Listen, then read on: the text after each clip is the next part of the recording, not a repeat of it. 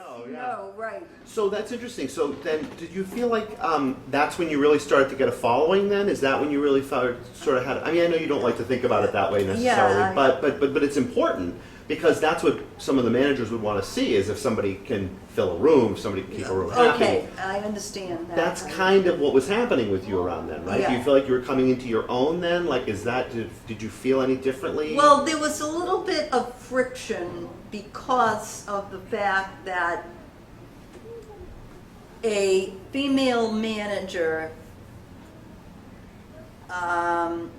I don't want to really mention names Okay. or anything. I mean, I don't have anything bad to say about her.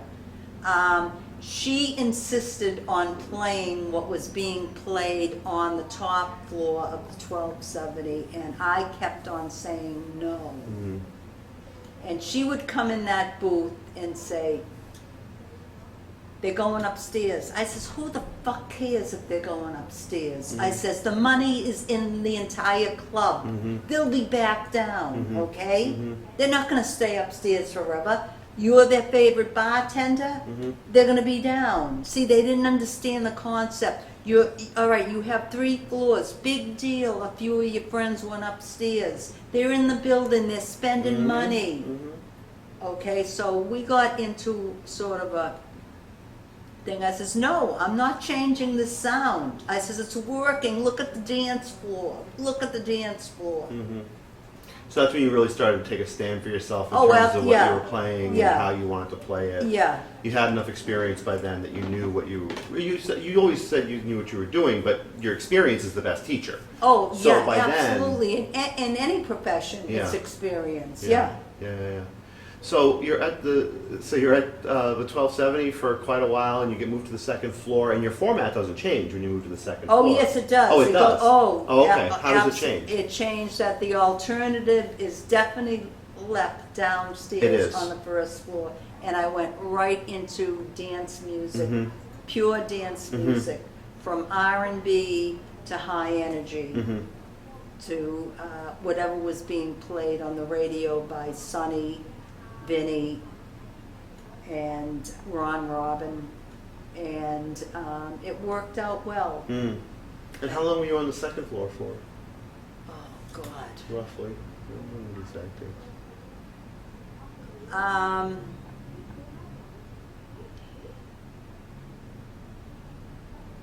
Over 10 years. Over 10 years. Really? Yeah. So I turned 21, and I know. I'll be careful.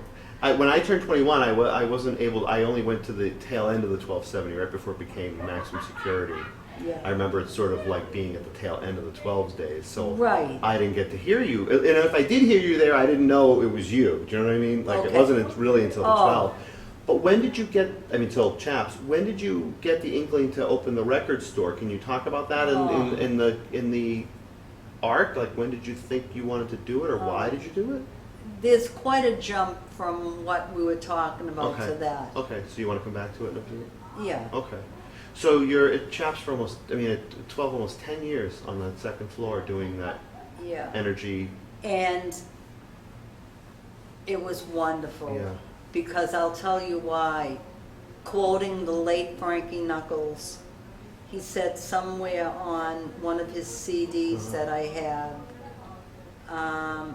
there's a moment that in the distance you hear a sound of a tambourine, okay? And then after that you hear a bongo drum. And you just get caught up in the moment, and people are coming together. And that's what happened at the 1270. Like, there was no other club in Boston that there was an entire percussion section on the banquettes across from the DJ booth. And they were the most loyal bunch of people that I've ever met. Men and women, they just came in with tambourines, bongo drums, other African drums, maracas, everything, and I mean, it was incredible. And this was a reputation that 1270 has too, is that it was a very mixed environment at a time. And when, a younger crowd. And yeah, and men and women together. Would you say it was very mixed as far as straight and gay still, or was it still? Would you say it was primarily gay? I'd say it was primarily gay. Yeah. Right, but it was men and women together, which was not something that happened a lot, and hasn't happened a lot since then. Right. In a club environment, right? Right. Yeah. You know, I don't know what's going on now because I don't go out now, but it was always hard to support a lesbian bar. Right. And I think Wendy Hunt and Jackie Mack, God rest her soul, Mary Alice, I don't know if she would agree because she did play for a lesbian crowd. Yeah. And Tita Gray also worked for a lesbian crowd. But it was completely different than performing for the male dancers. Yeah. Okay? The women always thought that the DJ was or should be the human jukebox. Okay? I understood that they didn't go out as much as the men because the men are out 7 nights a week. The women maybe out once or twice a week. Yeah. And you know, I just couldn't deal working at a lesbian club. Yeah. So you were never a big fan of requests, I would take it, right? Oh, please, Mary. You just did no. No. I mean, you were lucky to work in places where you could lock a DJ booth, right? I mean. Oh, I insisted on a door and a lock. Yeah. Oh, absolutely. Yeah.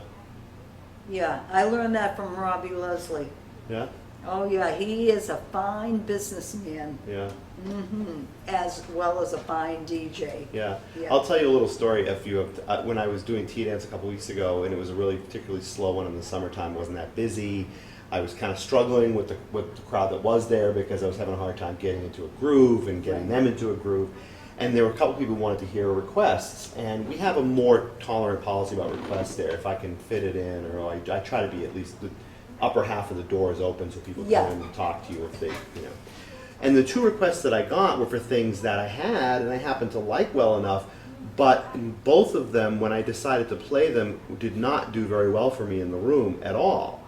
And my instinct was to not play them because but it wasn't busy enough for me to feel like I could point to a full dance floor and be like, well, I don't need your request, you know? Yeah, it wasn't busy enough for that. So I felt like I should be nice or whatever and give in or whatever, or try to do that for them. But both songs I played really damaged my vibe and my dance floor, and I was like, I'm not doing that again. I feel like I should have stuck to my instincts. Yeah. I said I'm trying, because then people get impatient and they want to know why you haven't played it yet or when you're going to, and they don't understand. You're trying to build towards something. Yeah. You're actually you have an idea, Right. and you want to build toward it. Okay. You know? That's happened to me. Yeah. Yeah, and I'm there, sabotage. Yeah, right? Sabotage. Well, now, okay, we're going to talk about this for a second because I feel like I sometimes am conspiratorial minded myself about things. And I thought some of the people there were doing it not to sabotage me, but I didn't feel like it had the best intentions. I think you're allowed to say that, and Yeah. I will agree with you on that. Yeah. Yeah. Because it's still, Water off your back. I know. Yeah, I kind of got over it pretty quickly. But You I mean, gotta at get the same over time, I was like, oof, Yeah. you know? I know. It hits you like a needle, Yeah. but you got to let it go. You have to let it go. Yeah. Because there are people that will, I mean, you know, I remember there were instances that at Chaps, in the crowd, you know, there would be people that would always try to push my button. And they figured out how to do it by writing hello or writing a request on a matchbook cover and putting it over The front of the the glass. front of the glass, which I said, oh, if that goes on the turntable, Some- man, yeah. I got a gun right where Yeah. my ass crack is, and Yeah. I'm pointing it Uh-huh. right at you. But yeah, you get people like that, Yeah. you know. Think they know better. Yeah, Yeah. I mean, you know, that's the human race. Yeah. But I'll tell you, back in the beginning, in the 1970s, when the mafia, I mean, the Italian Yeah. Family. family, Yeah. whoops, Yeah. the Italian families ran the clubs. Yeah. That was the best. Yeah. They left you alone. Yeah. All they cared about Was was the the money. money. Yeah. And, you know, if you were pulling in crowds of people, and those crowds were not only dancing but drinking, Yeah. you were golden to Yeah. them.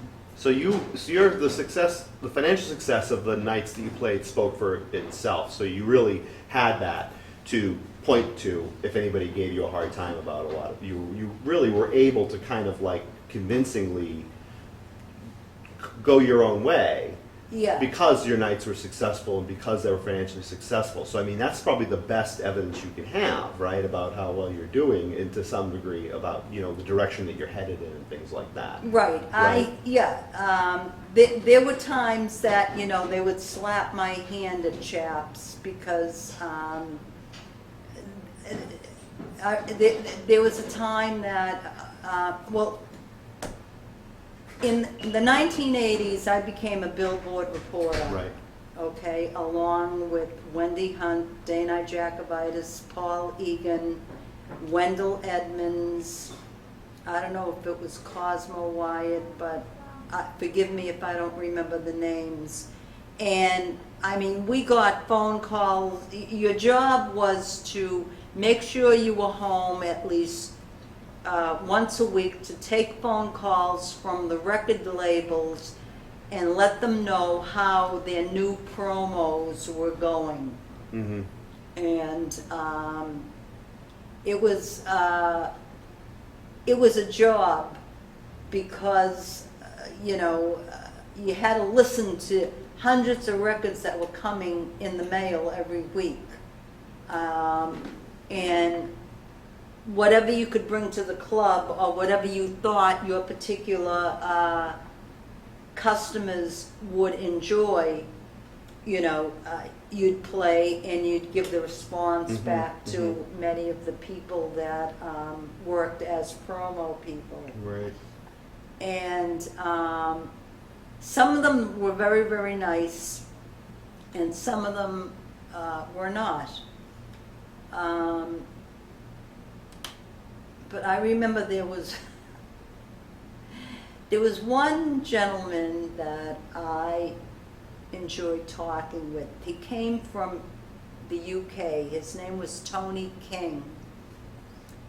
And he was either an A&R or he promoted for RCA Records. And he was coming to town for that particular weekend. And I was working at Chaps. And I remember Dana, they went out to dinner. That's what you usually do at first, you know, pick them up at the hotel, go out to dinner, and then bring them to the various clubs where the Billboard reporters were working. And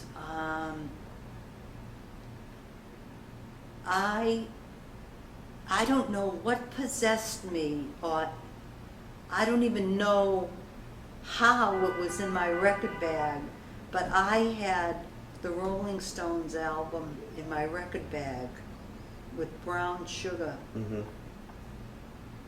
on it. And I saw Tony King, because he was a tall, handsome gentleman, walking in the room with Dana, and I says, I'm gonna do it. I'm saying to myself, I always took chances. I mean, always. The particular song that I was playing had a cold ending. I think it was Oh, I don't even, okay. all right. It's got a cold ending. It had a cold ending. I put on brown sugar.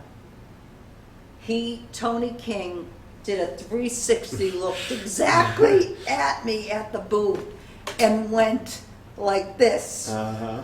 And the crowd went absolutely berserk. Right. And this is well into the 80s by This now, is- right? Or I when mean, was this was- the early 90s? No. When This was this? this was the early '80s. Yeah, okay. This was disco heaven. Yeah. And here I am pulling Dropping out Brown Sugar. a classic rock, Yeah. Brown Sugar. Yeah. Okay, and oh my God, the manager was pounding on the door, let me in, and I'm going, fuck Yeah, you, leave uh-huh. me alone, don't bother me. Look at the dance floor. Yeah. Because it was quite a surprise to everybody, Sure. even to myself, because I didn't know what was going to happen. Right. Okay, I mean, this is supposedly a discotheque. Right. You know, I hated the name disco because it was taken from discotheque. Yeah. But I mean, it was a disco club, and here I am playing the Rolling Stones' Brown Sugar. But I wanted to get Tony King's attention, and boy, I did. And it all goes back to that anyway. I mean, R&B and soul and all that stuff. I mean, disco, the best disco, all went back to that. Oh yeah, and the Stones love Muddy, Yeah.